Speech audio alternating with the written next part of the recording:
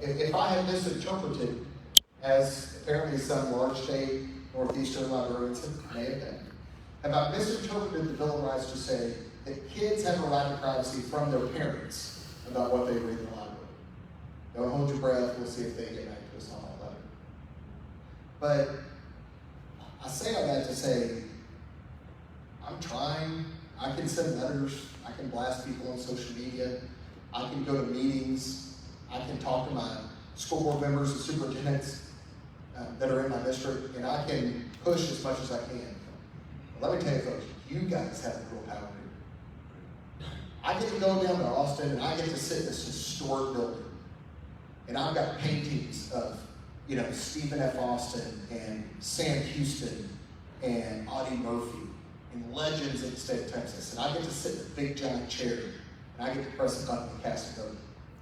But you guys have the real power here because you elect these school board members. And we have a massive problem in the suburbs when it comes to school board members. Absolutely. School board members in the suburbs specifically, because look, my brother's on the school board up in Whitesboro, Texas.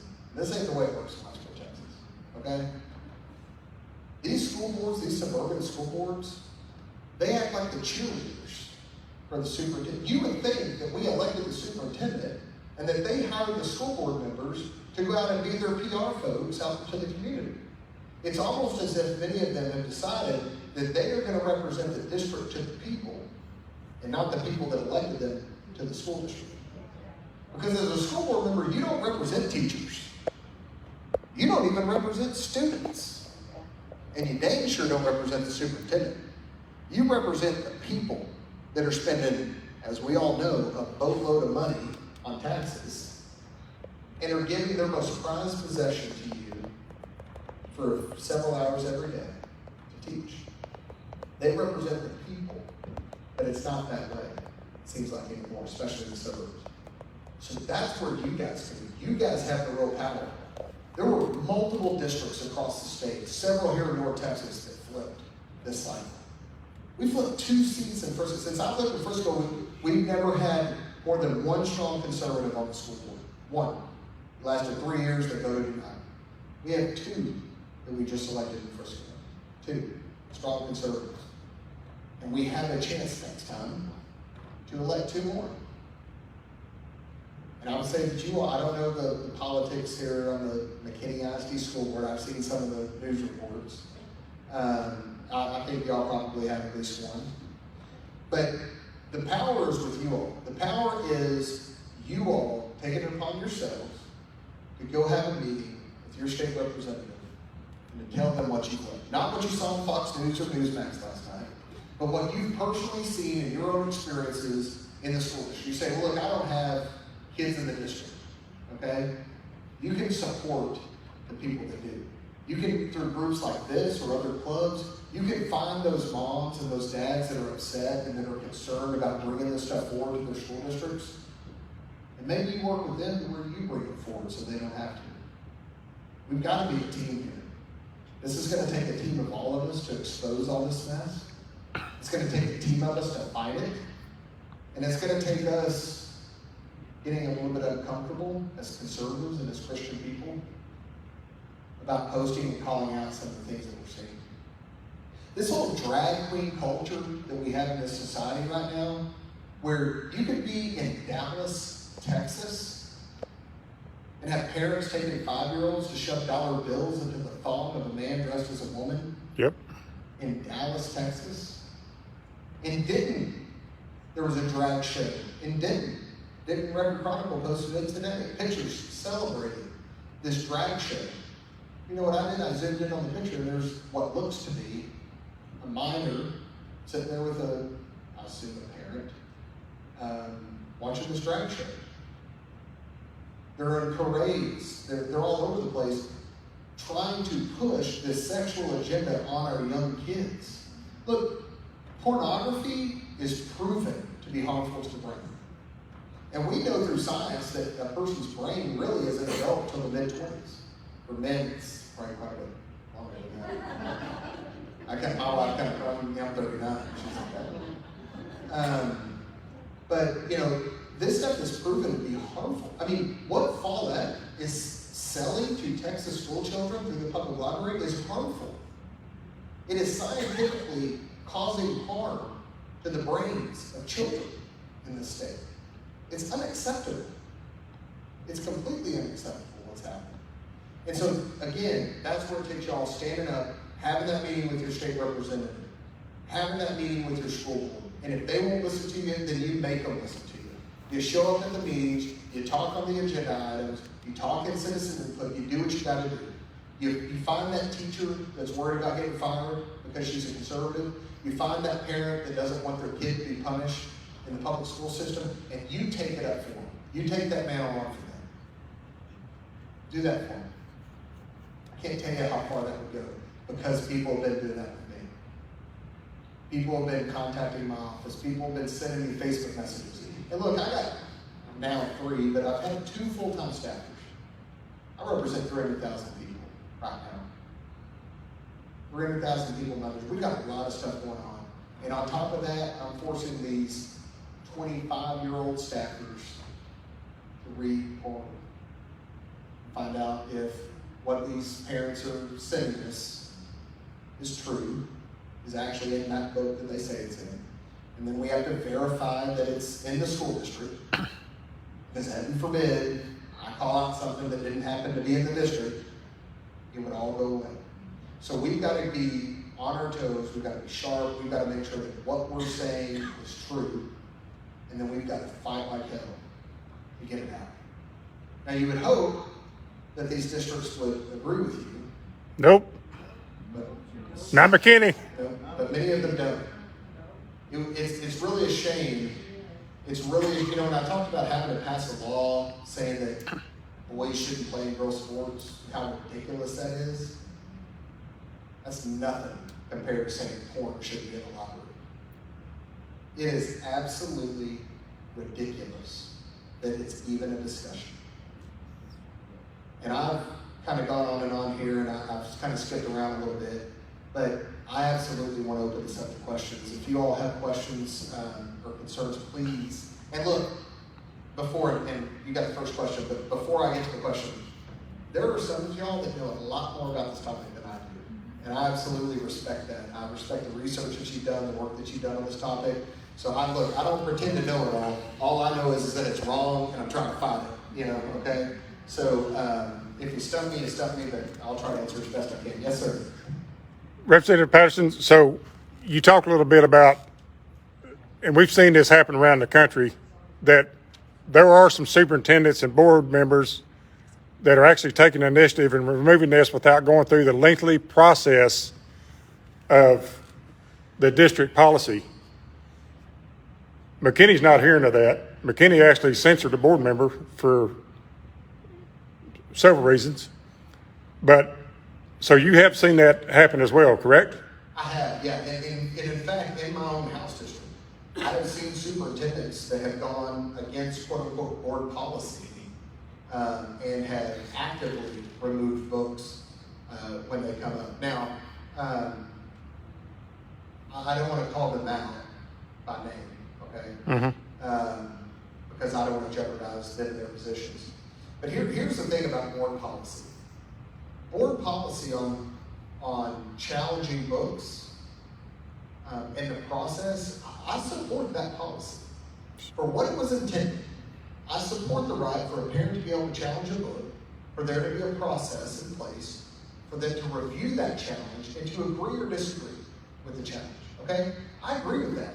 I don't want some person out there just challenging a book and then them having to remove it no matter how ridiculous the challenge is. I think that we ought to be able to have that discussion as a community and to agree or disagree on the results.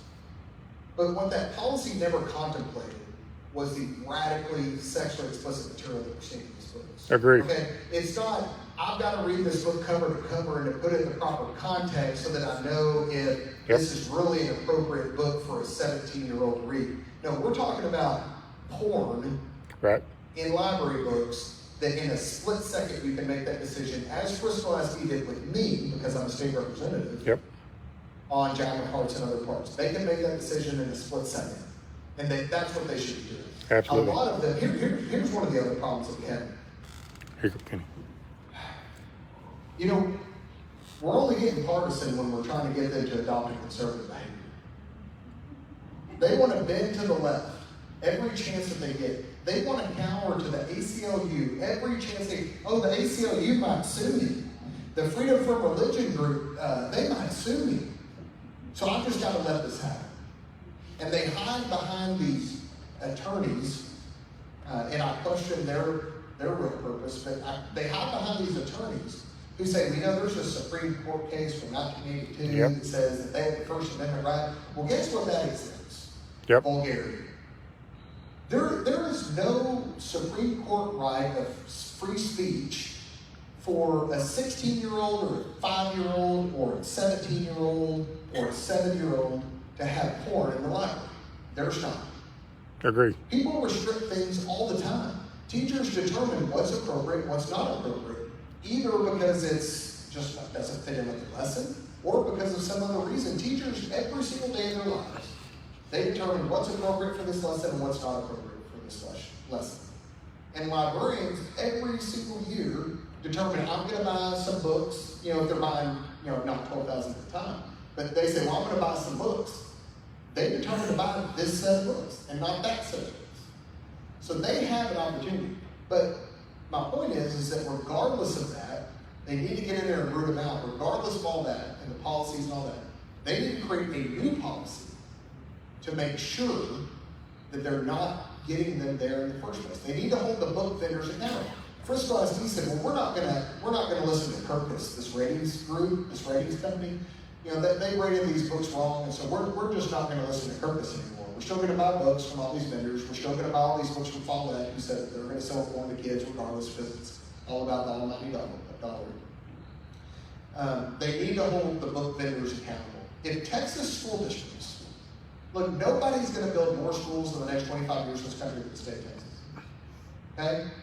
We're 29 million people, and I hate to tell you, we're heading to 50 million by 2050. It is what it is. Don't shoot the messenger. Okay? If you moved out to Blue Ridge because you like being in the country, wait 10 years because you're going to be in downtown McKinney like everybody else. So they've got to hold the book vendors accountable. If they don't, these publishers and these guys that are shielded, these ratings agencies, if you cut out one ratings agency, there's 50 more that are going to rate that pornographic book as highly rated. They've got to hold the book vendors accountable. That's where the rubber meets the road. That's where their money is physically going. They are literally giving money to a book vendor, and the book vendor is selling them porn, and that's where the exchange takes place. Follett reminds me of a crack dealer who says, look, I'm not doing the drugs, I'm just selling it because everybody else wants to do it. That's what Follett reminds me of. Next question, yes ma'am. Yes, we had, Matt Shaheen has been very vocal and has vowed that he will try and bring up the sympathies exemption.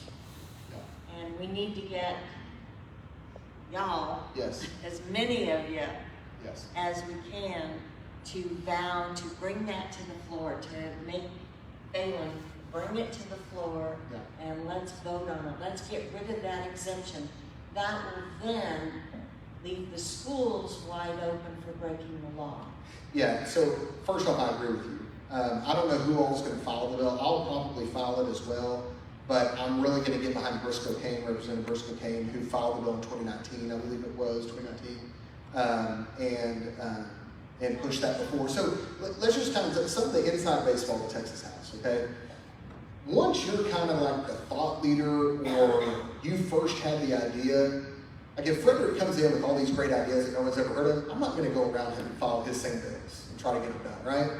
So if somebody is the thought leader and they're the ones that are working the hardest on that topic, most of us just kind of stand down and let them run with it because they're the best person to carry that bill.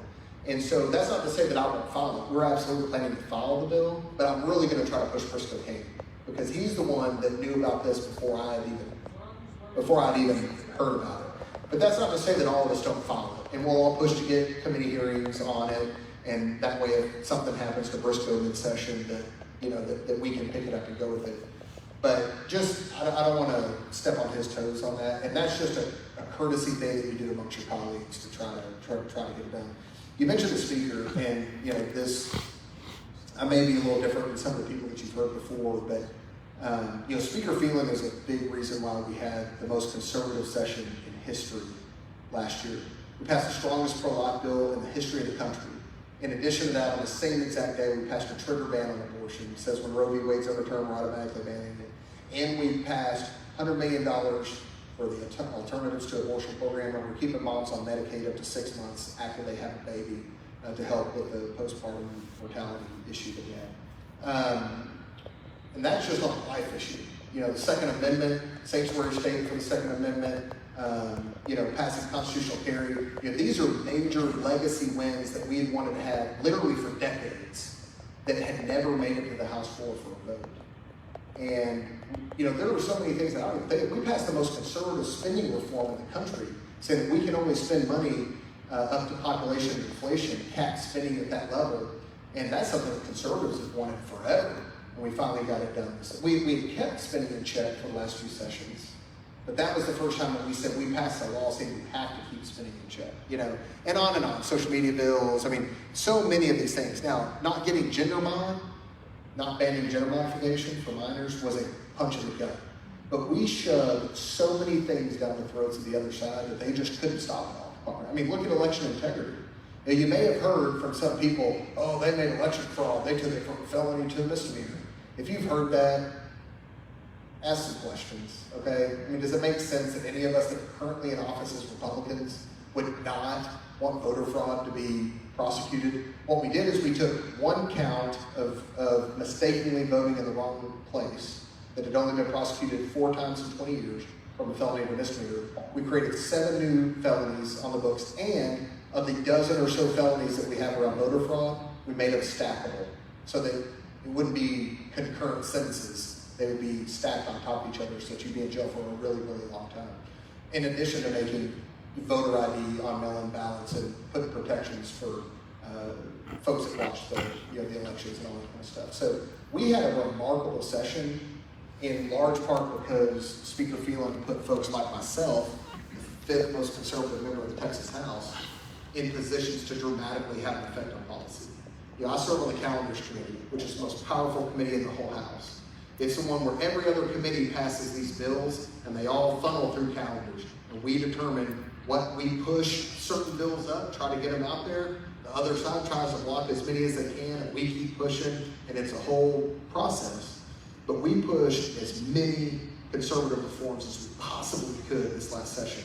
And we had a remarkable, you cut what we did in half, and I would challenge you to find another legislative session out of the 86 that we had before that was more conservative than what we did last session. Yes, ma'am. Oh, I'm sorry. I didn't see it. I'm Audrey Warner, and I was one of the 4 people that testified for the obscenity exemption in 2019. So in 43 states, it is legal to show porn to children, but only in schools or libraries. And unfortunately, in the state of Texas, there's a little awful thing attached to it, that there's an affirmative, that a person who coerces a child into a sex act using the porn in the school or the library has an affirmative defense to argue against it. So, and you can see our testimony on my website, and they actually had a prosecutor that happened to be there, and the head of the committee, who was a Democrat, actually questioned that. They were all shocked that Texas would have something in there, and you would think that we would be able to get that law through, but it never made it to calendars. So that was the problem with that. But I'm in the movie The Mind Polluters, which if some of you have seen that, that is exposing all of this right now.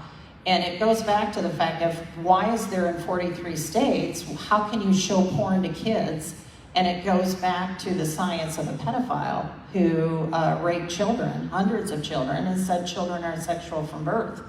So I'm part of several organizations. There's one called Protect Texas Children, and we had 12 bills that would have, we had the unborn, protecting the unborn, we had parental rights, and we had against pornography, and very few of our bills got through.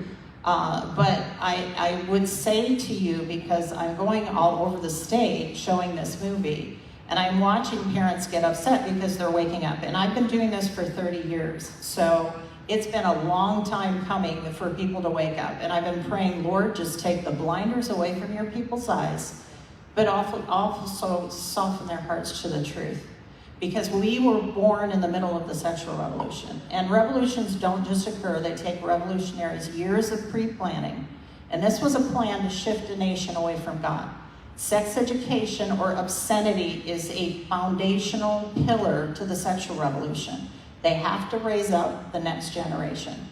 So you're up against a demonic principality. So I love the fact that prayer in action is what you do. And I am watching the school districts, and I haven't gotten involved with McKinney. I live here in McKinney, and I've been very disappointed in the articles and what I've seen. Because I pay a lot of tax money to the school district. And I will be there in future meetings. But it's important that we pray first. I'll give you an example. In Greenville, they saw the movie and they decided to go 2 by 2. And yes, parents are taking the responsibility. Don't put it on these guys. Don't put it on their poor staffers to have to look at the obscene material. Parents and grandparents, you need to be going in and looking at these books. You are the ones that need to. You're more mature, you can handle this, whereas the young ones, we don't want them to have to see this. But what they did is they went 2 by 2 into each school district in their county, and they went to the superintendent, and they just showed the book. An example, in one of the school districts, they showed the book to the superintendent. She was in tears. She said, not on my watch. This will not happen. And like you said, they're pulling back quietly because they don't want the backlash of that. So I say I don't want to pit the parent against the school district in any means, but keep in mind, yes, there are some radicals. Texas Freedom Network, Cecil Richards, Planned Parenthood, their goal is to go and look at every single school district, and if they don't have graphic stuff, they're supplanting people on these school boards. So then we're wondering, how did this get here? That's part of it. But there are good people that are on the boards. There are good librarians. So it's important that we don't bash them, that we go to them, just like it says in Scripture, go directly to them, show them what you're concerned about, and pray before you go in and do it. Yeah, and I appreciate you bringing that up. Some of the stuff that we've contacted superintendents about is so graphic in nature that it was caught in the spam filters of their emails, and they wouldn't let it through because of the topics that we're talking about. You may have seen online school board meetings where parents would get up to read from a book that is in the public library and they get shut down because of how graphic it is. We talked about laws for next session. The obscenity exemption is obviously, that's like at the top of the list, right? Like that's kind of number one. But, TEA, the Texas Education Agency, Mike Morath is the commissioner. He reports directly to Governor Abbott. The TEA has put forward a model policy for districts to adopt regarding library books. Now, they never had to before, but this goes into that whole bucket of, we thought we'd never have to do this. But they have a model policy now related to the library books portion. And if you read it, the model policy is essentially the obscenity law, okay, without the exemption. So, they could pass the model policy the TEA has already put out, and it would implement now I'm not saying we should do it at the state level, we should absolutely do it at the state level, but they could do that today. Right now today, school boards could implement that policy and have their own obscenity law, so to speak, policy at the district level without the exemption. But that's not the only law that we need to pass. We're currently looking at what all's going on in other states right now related to this issue. And then we're literally spitballing and saying, what's our wish list of what we could do on this issue? That's how some of this stuff starts. Some of it starts by a citizen bringing forward a bill idea to us. And I think half the bills that we passed that session out of our office came from my constituents and their ideas. But sometimes it's just us throwing darts on the wall, right? Like, what if we could strip the funding of any district that has shown porn to kids? Those types of things, So, it may be hard to pass, but, those are some of the things that we're thinking of. But one of the things that we could do, I feel like would be pretty easy, is to unfunded mandates on our schools are a big issue, right? And it's hard to get people, no matter how good the policy is, it's hard to get some members on board with unfunded mandates from the district. So one of the things that we could do is we could say, look, book vendors, if you want to sell books to schools and Texas school districts, you've got to provide an online searchable database to every parent and taxpayer. By the way, I hate when they leave the taxpayers out of this. It's not just the parents, it's the taxpayers that are footing the bill as well. But you should have to provide an online database to every parent and taxpayer in the district to be able to search what books are there. You know, I mean, you should have to list on the book cover, even if it's on the back cover, the themes that are covered in this book. There's a book called Breakaways. It's found in a lot of middle school. It's more middle school than high school, but it's a book about soccer, right? That's a book my kid would want to check out. It's a book about soccer. Now they don't tell you that along the way that one of the characters believes that they're transgendered, and at a sleepover they start making out in the bed in a book about soccer. So they should have to list the themes that are covered in these books somewhere on the book cover. So there's a number of parental controls, there's a number of transparency items, there's a number of, you know, if you're able to log into the system and block your child from seeing that book, and if let's say 5% of parents do that, that should automatically trigger the district to look at that book and say, does this belong here or not? You know, there's some things that we could force legislatively that wouldn't necessarily cost districts money, may cost book vendors money. They already have the capabilities anyways. You know, so those are some of the other legislative ideas that we're tossing around. We've got a whole list of them. That's